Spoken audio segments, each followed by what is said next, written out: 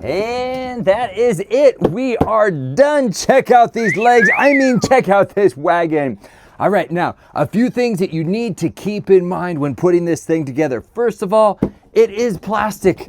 Don't think that you're getting like a heavy metal wagon here. And so be easy on it. If you've got kids, they're probably gonna break it at some point. But if you're using this for toting around some weeds in your garden, it's gonna work just fine.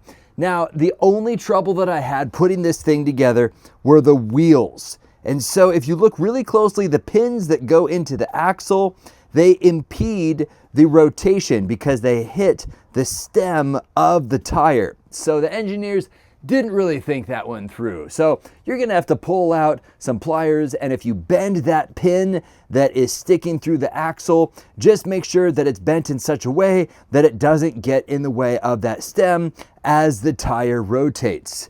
Now, other than that, took me less than, I would say, 45 minutes to put this thing together.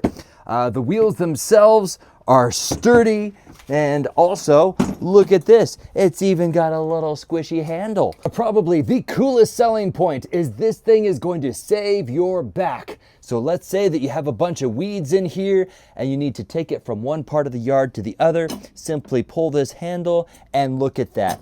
Effortlessly, it dumps out. You've got your very own dump truck style cart. Look at that. And then it clicks down, nice and sturdy. This thing is going to make gardening so much easier.